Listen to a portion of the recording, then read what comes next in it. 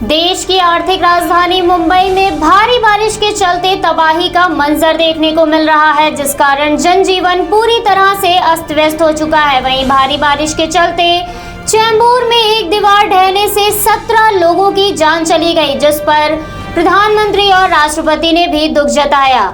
मुंबई में हो रही भारी बारिश लोगों के लिए अब जान का खतरा बन चुकी है, जिसमें चेंबूर में दीवार ढहने से 17 लोगों की जान गई, तो वहीं विक्रोली में दीवार गिरने से 3 लोगों की मौत हो गई। साथ ही अब तक 16 लोगों को बचाया जा चुका है। वहीं कई लोग गंभीर रूप से घायल हुए हैं। इतना ही नहीं, कई लोगों के मलबे में दबे होने की भी आशंका है। एनडीआरएफ ने घटनास्थल पर राहत और बचाव अभियान शुरू कर दिया है। वहीं प्रधानमंत्री ने हादसों पर दुख जताते हुए कहा कि मुंबई के चेंबूर और विक्रोली में दीवार गिरने से लोगों की मौत से दुखी हूँ। प्रधानमंत्री ने राष्ट्रीय राहत कोष से हादसे में मरने वाले परिजनों को 2-2 लाख रुपए और घायलों को 50-50 हजार रुपए का मुआवजा देने का ऐलान किया है। राष्ट्रपति रामनाथ कोविंद ने भी घटना पर दुख जताते हुए कहा कि मृतक परिजनों के प्रति शोक संवेदना व्यक्त करता हूं, साथ ही घायलों के शीघ्र स्वस्थ होने की कामना करता हूं।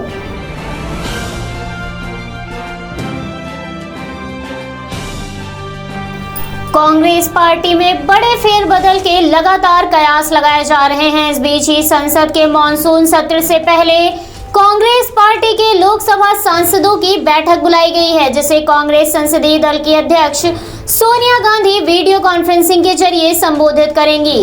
कांग्रेस लोकसभा सांसदों की बुलाई गई इस बैठक के दौरान पार्टी के नए अध्यक्ष और मॉनसून सत्र में सरकार को घेरने समेत कई मुद्दों पर चर्चा हो सकती है। वहीं सोनिया गांधी ने भी संसद के मॉनसून सत्र से पहले लोकसभा और राज्यसभा में अपने सांसदों के समूहों का पुनर्गठन किया है, ताकि दोनों ही सदनों में पार्टी के कामकाज को और भी ज्यादा प्रभावी और सुविधाजनक बनाया जा सके। संसद का मॉनसून सत्र काफी हमलावर होने वाला है, क्योंकि बढ़ती महंगाई और कई अन्य मुद्दों को लेकर विपक्ष लगातार केंद्र सरकार पर हमलावर है।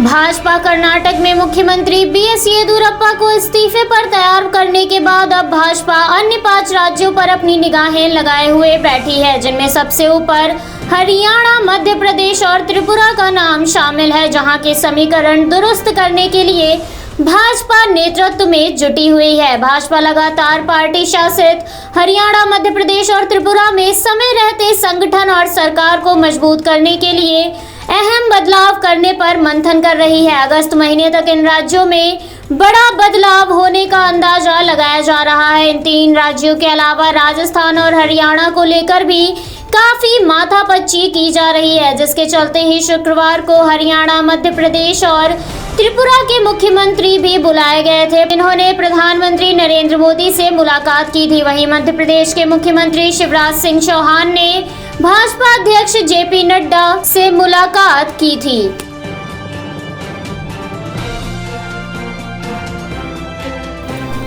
उत्तर प्रदेश और उत्तराखंड सरकार द्वारा कांवड़ यात्रा पर प्रतिबंध लगाने के बाद हिंदूवादी संगठन ने इस पर पुनर्विचार करने का आग्रह किया है, जिसके लिए विश्व हिंदू परिषद के संयुक्त महासचिव सुरेंद्र जैन ने यूपी और उत्तराखंड सरकार से अपने फैसलों पर फिर से विचार करने की अपील की है। साथ ही सुरेंद्र झा ने कहा कि हम शीर्ष अदालत से भी इस मुद्दे पर एक बार फिर से विचार करने का आग्रह करते हैं। सुरेंद्र ने केरल सरकार का मुद्दा उठाते हुए कहा कि केरल सरकार ने क्या ईद उल अजहा पर छूट नहीं दी, ऐसे में सुप्रीम कोर्ट को स्वतः इस पर संज्ञान नहीं लेना चाहिए। उत्तराखंड सरकार ने पहले ही कोरोना महामारी के कारण कांवड़ यात्रा को रद्द कर दिया था। वहीं सुप्रीम कोर्ट द्वारा संज्ञान लेने के बाद उत्तर प्रदेश सरकार ने भी कांवड़ यात्रा निलंबित करने का निर्णय लिया, जिसके बाद विश्व हिंदू परिषद ने इस पर एक बार फिर से पुनर्विचार करने का आग्रह किया है।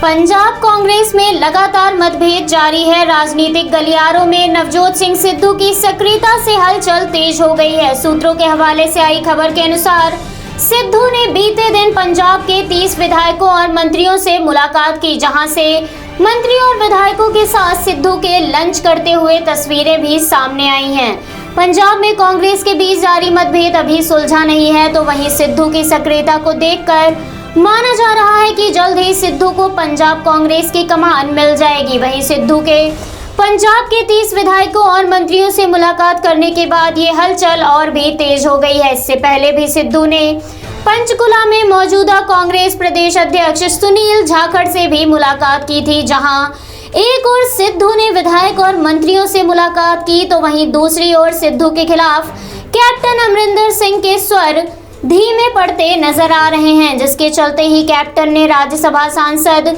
प्रताप सिंह बाजवा से बीते दिन मुलाकात की, जिसमें राज्यसभा और लोकसभा के सांसद भी शामिल हुए।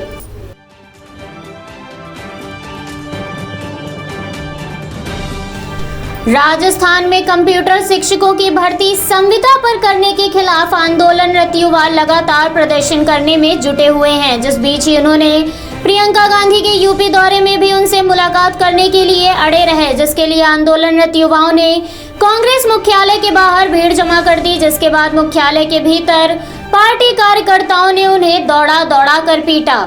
पार्टी कार्यकर्ताओं द्वारा पीटे जाने में कई युवा गंभीर रूप से घायल भी हो गए हैं, लेकिन इसके बावजूद भी वो लखनऊ से वापस नहीं गए। युवाओं का कहना है कि राजस्थान के चुनाव में उन्होंने कांग्रेस का समर्थन किया, इसलिए कांग्रेस महासचिव प्रियंका गांधी को अपनी व्यथा सुनाए बिना यहां से नहीं जाएंगे। वहीं प्रियंका ने भी अपने यूपी दौरे पर कार्यकर्ताओं को अहिंसा का पाठ पढ़ाया और पंचायत चुनाव में सरकार पर हिंसा फैलाने का भी आरोप लगाते हुए आलोचना की, लेकिन इसके कुछ देर बाद ही पार्टी कार्यकर्ता इस पाठ को भूल गए और बेरोजगार युवाओं के साथ अभद्रता की। युवाओं का कहना ये भी है कि कांग्रेस के कई वरिष्ठ नेताओं ने प्रियंका से मिलवाने का आश्वासन देते रहे हैं, लेकिन अभी तक उन्हें मिलवाया नहीं गया। वहीं जब बेरोजगार युवाओं ने मुख्यालय के बाहर भीड़ जमा की तो उन्हें बुरी तरह से पीटा गया।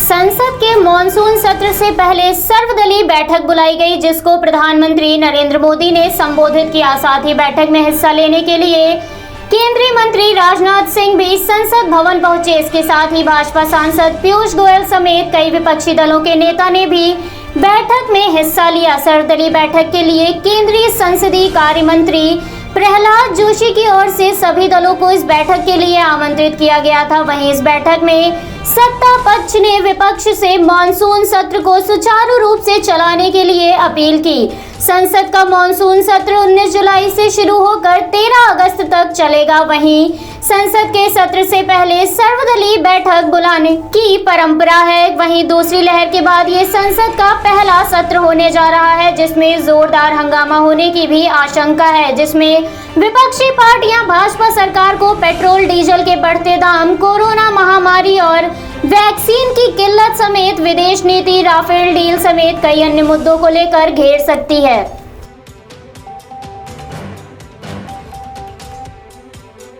कर्नाटक के मुख्यमंत्री बीएस येदियुरप्पा अटकलों के बाद आखिरकार मुख्यमंत्री पद छोड़ने के लिए राजी हो गए हैं। वहीं राज्य में नया मुख्यमंत्री और नए प्रदेश अध्यक्ष का नाम सामने आते ही येदियुरप्पा राज्यपाल की नई जिम्मेदारी संभालेंगे। मुख्यमंत्री बीएस येदियुरप्पा और केंद्र के बीच काफी अटकलें बनी हुई थी, लेकिन आखिरकार सूत्रों के मुताबिक पीएम मोदी से हुई मुलाकात में येदियुरप्पा मुख्यमंत्री पद छोड़ने के लिए राजी हो गए हैं। वहीं शनिवार को उन्होंने पार्टी अध्यक्ष जेपी नड्डा और गृह मंत्री अमित शाह से भी मुलाकात की थी।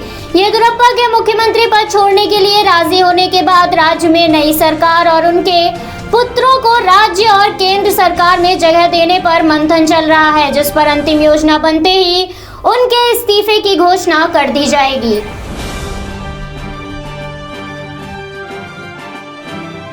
देश में कोरोना संक्रमण के मामलों में लगातार गिरावट देखते हुए जहां राहत का एहसास हो रहा था, तो वहीं एक बार फिर मामलों में बढ़त दर्ज की गई है, जिसने चिंताएं बढ़ा दी हैं। बीते 24 घंटे के अंदर कोरोना के 41,157 नए मरीज मिले हैं, जिस दौरान 518 लोगों की संक्रमण से मौत हो गई है। 24 घंटे के भीतर मामलों में दर्ज की गई बढ़ोतरी के बाद देश में कुल संक्रमित मामलों की संख्या 3.11 करोड़ हो गई है। वहीं अब तक संक्रमण को मात देकर ठीक होने वाले लोगों का आंकड़ा 3.02 करोड़ है। 24 घंटे के भीतर 518 लोगों की जान जाने के बाद मौत का आंकड़ा 4.1 लाख हो गया है। इस समय देश में सक्रिय मामलों की संख्या 4.17 लाख है। मामलों में दर्ज की गई बढ़ोतरी ने एक बार फिर से चिंताएं बढ़ा दी है, जिसके बाद से राज्य सरकारें और केंद्र सरकार लगातार लोगों से सावधानी बरतने की अपील कर रही है।